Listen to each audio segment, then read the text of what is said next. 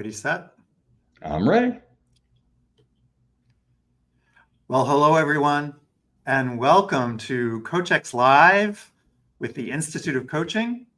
My name is Jeffrey Hull. I'm the Executive Director of the Institute of Coaching. And for our final session this year, can you imagine it's getting to be the end of 2024, which has been a bit of a crazy year, I think, for all of us. But I have to say that I wanted to do a session on a topic that was near and dear to my heart. So it's a little bit personal. I get to be selfish since I'm the executive director. And I wanted to hear from someone who is wise and experienced and one of our thought leaders around leadership and executive coaching. So today's topic is, what is the current state and future state of executive coaching? And for that, I have a dear friend of the Institute of Coaching, one of our fellows, one of my friends, and an expert truly in this space named Bill Berman, Dr. Bill Berman, who has a company, Berman Leadership Group, based in New York, and has been involved with leadership coaching for many, many years, or through many iterations. And I am very excited to have him here. And I want to take a minute. The comments haven't started coming in, but hopefully they will, to welcome you from wherever you're coming in around the world. We'd love to see that folks are coming in from different parts of the world. It's always amazing to me to see who joins us. And as always, this goes by real fast, but we'll try to get to a few questions. If you have specific questions for Bill, we will try to get to as many as we can. There they come. Yeah. Someone from Anne-Marie from the Netherlands, Betsy from Beverly. Oh, Beverly, I grew up in Newburyport, right near you. Portugal. All right, we're getting international immediately. Hello, Peter from Greece. All right, so before we get started with you, Bill, let me just, for those that may not be familiar with your background, let me just share a little bit of who you are. Sure. You are the founder and lead coach of Berman Leadership Group, as I said, which is in New York, which started in 2005. And he and his colleagues, of which I am one, I'm honored to say that I'm part of the Bill Berman Leadership Group team. We work with leaders and teams doing assessments, development planning, coaching, and consulting to executives all over the world. Bill's team has worked in just about every industry and sector you can name, but they specialize in financial services, pharmaceuticals, healthcare, consumer products, manufacturing, publishing, and information services, which pretty much covers the gamut. There are a few probably that they don't work in. He started his career as an academic. He's a practicing and licensed clinical psychologist. He recently was teaching and conducting research at Cornell University Medical College and Fordham University, and he received tenure at Fordham University in 1994. So he is a senior advisor, coach, and also a doctor in this field that we love.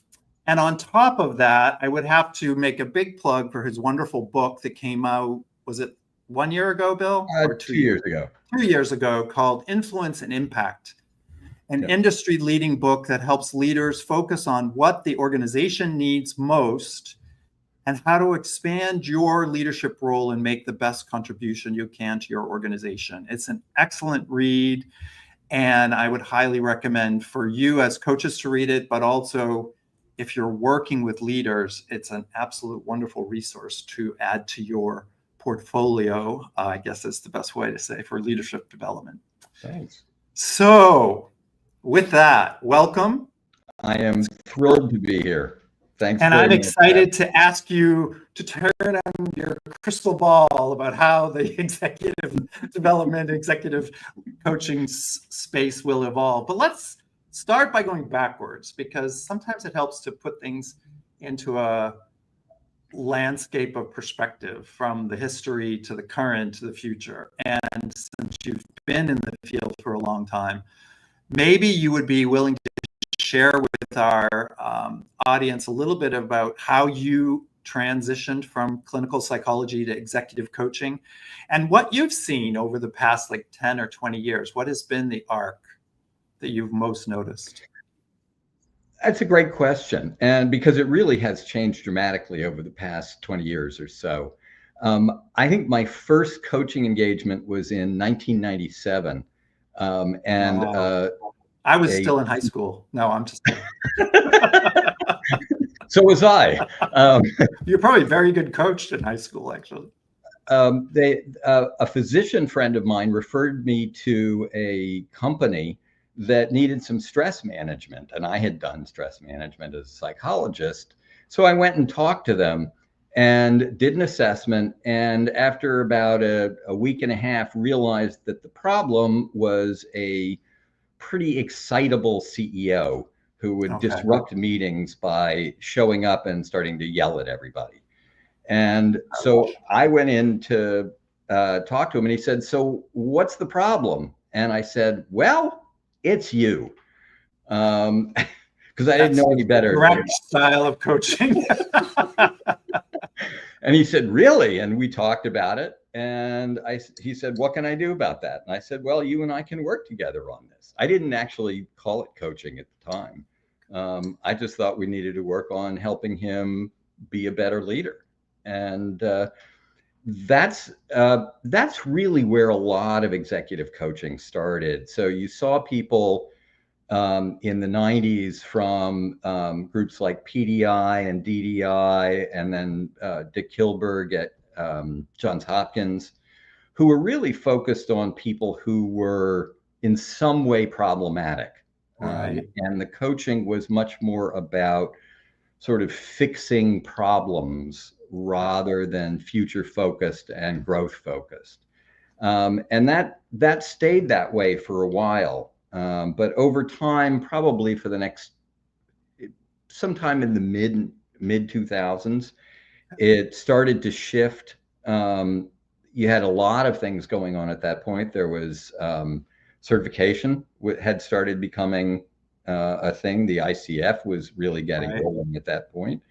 And there were a couple of other programs, and you were seeing it in international settings, like in France and in Australia.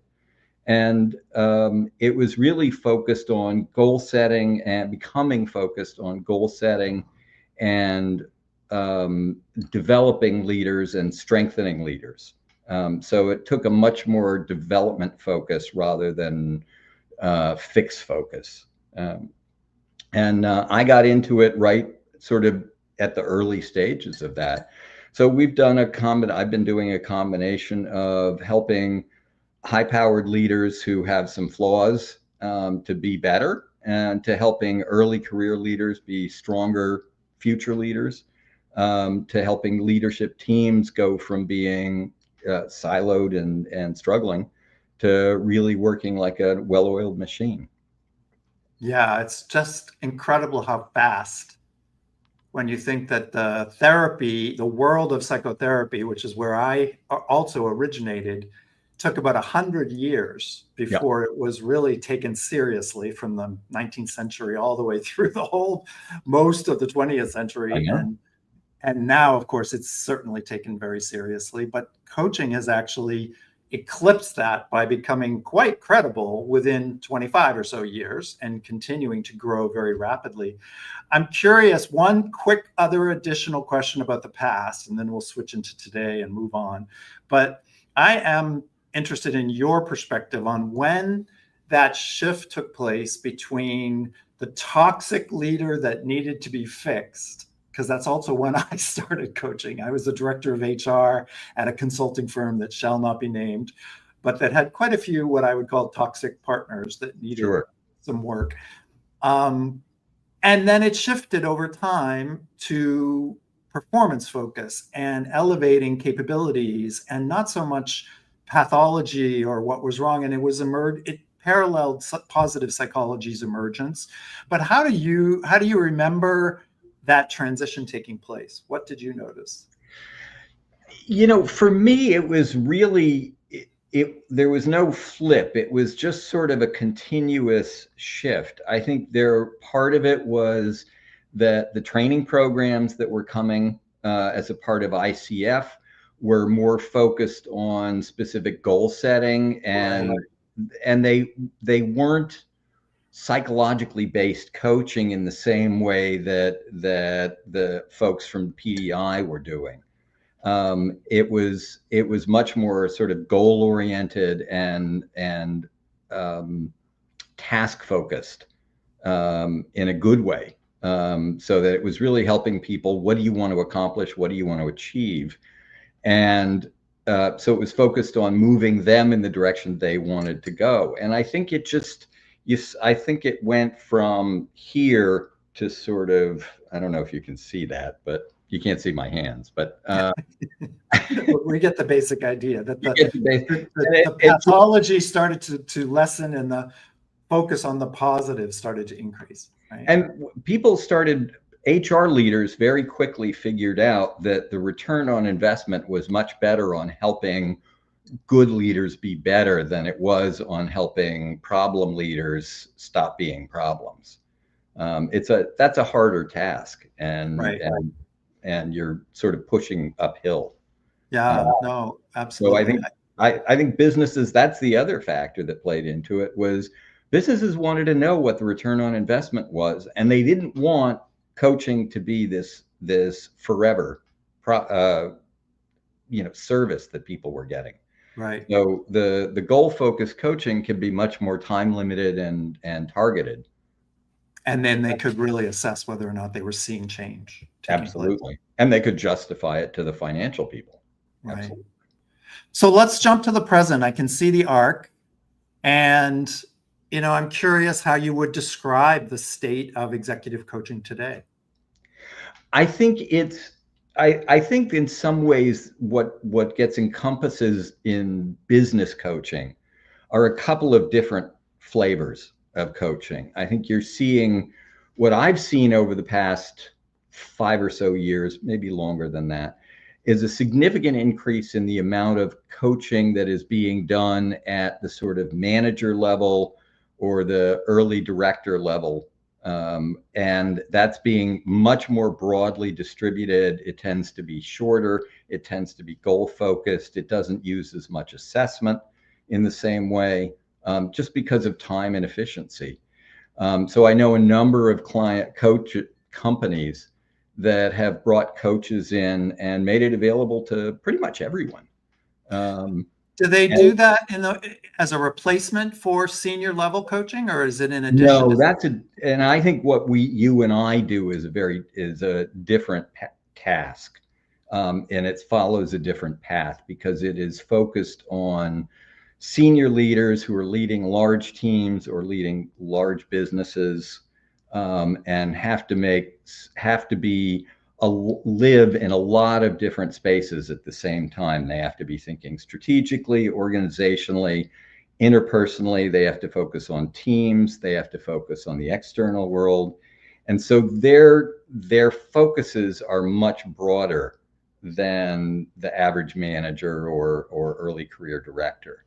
And it doesn't make it better. It's just different. And I think that you need the skills and talents that you need when you're coaching a senior VP or a CEO of a public company are somewhat different than what you need when you're coaching earlier career folks. But you are finding that more and more companies are willing to spend the money to have real live coaches with folks that are in the middle and on their way up in the organization? Yes. I think there are particular sectors that seem to be investing more in executive coaching, probably because of margins and the ability to having the resources to do it.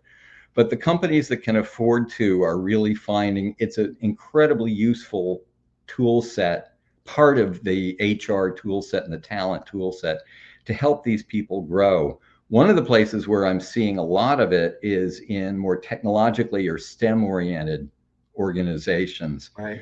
Because you have people who are very technologically savvy and may not do quite as well in a structured sort of programmatic setting as they do in a more individualized one-on-one setting. So I'm seeing fintech, I'm seeing technology, seeing pharmaceuticals putting a lot of effort into working with their R&D and their technology people to help build up the skills they need to go from running a small team of technologists to running a large organization. And I'm curious where you see there's been in the last couple of years, especially coming out of the pandemic and the George Floyd event that took place a couple of years ago, and all the disruption that many of us are in the West in particular are seeing. How is the coaching space being impacted by the DEI evolution? There's diversity, equity, and inclusion. Yep. It's not going away. It's sometimes controversial depending upon the organization and where you are. But the teams that we're working with are certainly more diverse than ever before. So the need to work with diverse people and have them be effective in organizations is more important than ever before. And how are you seeing that play into executive coaching? What I'm seeing with a lot of both my coaches and with the companies that I'm working with is that DEI is getting integrated into the concept of leadership. One of my coaches, Cedric Williams, has done a lot of work on this. And he sees that diversity and equity as being a central part of what a good leader is. It's somebody who listens, who is respectful, who is open to new ideas, who's humble. And those are all characteristics that you need to embrace differences. And it's not just differences in whether it's race or skin color or ethnicity or religion, but it's ways of thinking, it's ways of looking at problems. And we need leaders who can look to a room full of very different people and find the best ideas within that and elicit the best ideas within that. And you've got to be open. You've got to not think that you've got to be humble. You can't think that you have all the answers. So that's where I think DEI is really going to become a key part of the toolkit that all of our coaches use to get this done. It's actually just integrating it into everything that makes for an effective leader, right? Absolutely. Absolutely. Yeah. No, I appreciate that. So I just want to remind our audience, if you have a quick question, if you're wondering what's going on in the executive coaching world and you have a quick question for Bill, now is the time to put it in the chat. We'll try to get to it. I can't help but, of course, move into the future and the impact of technology that's sort of on all of our minds these days. So what is your assessment of how artificial intelligence may impact us in the short term or long term? Obviously we're all thinking about this a lot. I think there are two ways that it will happen. One is that in the short run, you're going to see AI enhanced coaching, and it's going to be a variety of different tools and methods that people use to help their coaching be more effective and more timely. And that will range anywhere from 360s being interpreted, at least in part, by an AI, so that they're better at synthesizing a lot of data. I think there's some possibility that 360s will become multidimensional and they'll start pulling information from multiple sources about an individual, not just a set of interviews or survey responses. Right. I think that you're going to see AI being a part of goal setting and setting development plans and identifying things an individual can do. I think fairly quickly we're going to see AI being a tool to help people be more interpersonally sensitive. One of the things I just read about is that our ChatGPT, or artificial intelligence, is being used for emotion detection, and it's so it's going to help people to have a conversation like we're having now, and it's going to say at the bottom of my screen, "Oh, Jeff looks a little tense. You might want to ask him about that." And at the same time, you're seeing applications that will give me real-time feedback on my presentation. So it might. Wow, that's great. Yeah. Bill, you need to smile more. You need to show more emotion. Whatever it is that it's giving you feedback on. And those are things that a coach may notice, but they might miss because they're focused on something else.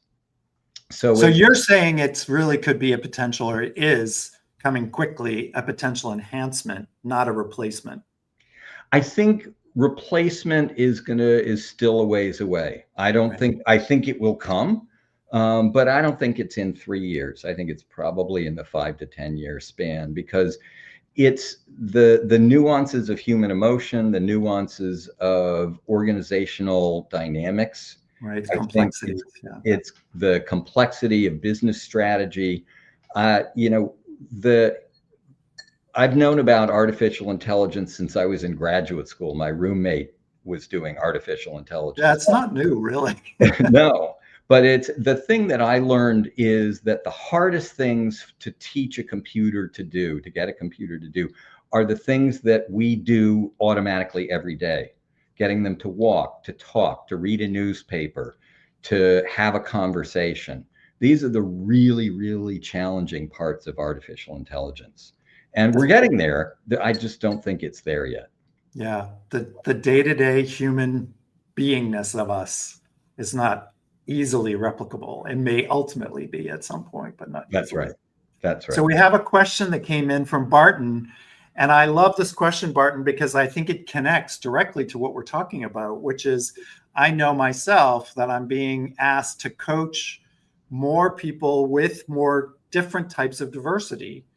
And that's because there's a heightened sensitivity to diversity. And diversity is not just race or gender or country of origin, as Bill mentioned. Diversity can also be neurodiversity. And so I'm curious, Bill, as someone who works with a lot of executive coaches, tips, ideas, reflections on working with clients that are neurodivergent.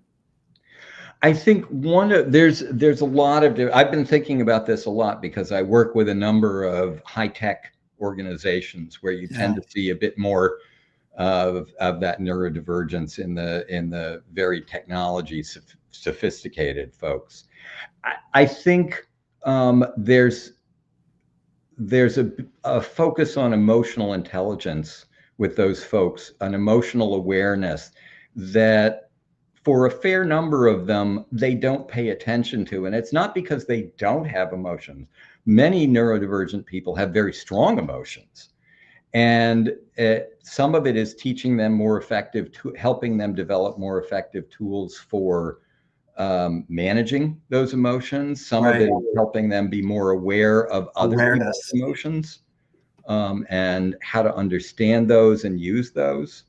So I think that under the ability to empathize and understand with someone else, what's called mentalizing, which is to understand how other people think about a problem, is one of the key tools for coaching with neurodivergence. But I'm in my early stages of really learning about this. Well, I think it's great, though, that you are, and I am also becoming sensitive to this, because I think there's more folks that are neurodivergent, and maybe even some of us, I speak for myself, have some parts of us that are really neurodivergent that we were never aware of. And on the plus side, we may call it creativity or genius or craziness or whatever. And then, of course, there's the pathologizing of it, where this person is awkward or they're socially uncomfortable or, they don't fit the norm, whatever that is. And so I think this idea that as coaches, we can become more sensitized and aware of these as opportunities to broaden our definition of humanity, and then maybe even use artificial intelligence, as you pointed out, toward sort of pointing to where empathy shows up or where emotions can be regulated. So it's actually a really interesting topic, and hopefully a positive one for those of us that are continuously trying to grow as executive coaches. Absolutely. And we only have a few more minutes, and one question flew by from Petra. And I can't help but use that as our final. The idea of replacement by AI is scary. Yeah, she's right. And if we talk about 5 to 10 year timeframes, right? Hopefully many of us will still be here in 5 to 10 years. And I guess the real question is, what tips would you have for us to stay on our leading edge so that we continuously grow, have value to add, and don't get replaced? You know, what we bring to the table that AI will never be able to, well, not in any near time frame, is to be able to sit across a table from someone or a room from someone and have a heart-to-heart conversation where there are two physical entities talking to each other. And we are fundamentally social animals, and it's Zoom is a great way to do things, and it's really transformed the business world and the social world. I had dinners with my kids during COVID, adult kids during COVID, that I never would have had if it weren't for Zoom. But there's no replacement for personal interaction, face-to-face interaction in real time. And I think one of the things that I've seen that I don't like particularly about coaching is a wholesale move to virtual coaching. It's perfectly good, but I still think there's a benefit for in-person work. And I think that that's something that we can do that a computer's not going to do. I think that's a really good point, because I think, even I'm sure many of us have become a little bit attached to the idea that we can do really great coaching without ever meeting our client. And I've been having conversations with some of the colleagues at the Institute of Coaching that are really pushing back and saying, listen, one of the things that makes us unique and irreplaceable is coming together with others, coming together one-on-one, but also coming together in small groups and retreats and opportunities for us to really experience that sense of humanity and that sense of creativity that is very unlikely to be replaced by a bot or anything on your phone or, anything that's not truly embodied anytime soon. So I really appreciate that you brought that to everyone's attention. I also think what you just said is one of the places that will continue to be of value for a long time, which is the creative space, helping people think creatively and innovatively about the problems they're trying to solve. And because creativity is a not uniquely human characteristic, but it's pretty close to a uniquely human characteristic. And I think that it's going to be a long time before computers can say, wow, that thing you're doing there reminds me of this other thing way over here. And let's put those things together. What happens if you put those things together? So I think the ability of a coach to think broadly and to bring in a lot of different sources of data is another way that we can be particularly effective. I love that. And I'm optimistic by nature, I guess, but I'm also, just encouraged that there are colleagues of mine that are very much involved in artificial intelligence. And that will, to a certain extent, make the democratization of coaching even greater, because people will be able to have coaching in real time with some kind of bot or something. And I was having a conversation with one of the leaders of one of those companies, and he said to me, that's going to make people love coaching. So as they grow in their career, they're going to want to move on from their bot to a human coach. And I love that thought. I think that's 100% right. Absolutely right. Yeah. It's a great place to start. Yeah, it's a great place to think about the possibility of the future, is that human to human is not going to go away anytime soon. That's exactly. So parting thoughts for anyone who wants to grow their executive coaching practice. You have been successful for a number of years. You have a great team. What would you say as a tip for 2025 for leadership coaches that want to thrive? Think broadly, think openly, and think diversely. Those are the things that are going to keep us active and valuable. I appreciate that. And then I would add one thing, and I'll do that as in my role as part of the executive director of the IOC, and that is join a community. Oh, for sure. It's been a blessing for me to be part of the Berman Leadership Group and a number of other coaching companies where I've just met so many amazing colleagues like yourself and learned from so many colleagues, and also through the Institute of Coaching, just feeling like you're part of a community so that we grow together. And that, I may have a bot that I use for something at some point along the way, but I will always reach out to a real person. Yeah. And I think many of my clients want to do the same. So with that, if you can imagine, we've used up 30 minutes. Amazing. Feels like we just got started.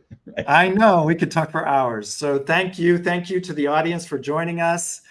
Have an amazing holiday coming up in the next couple of weeks, everyone. Be safe, be healthy, take care of each other, spend wonderful, relaxing time with family and friends.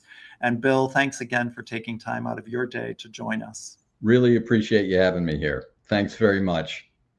It was a pleasure. We'll see you in 2025, everyone. Take care. Bye-bye.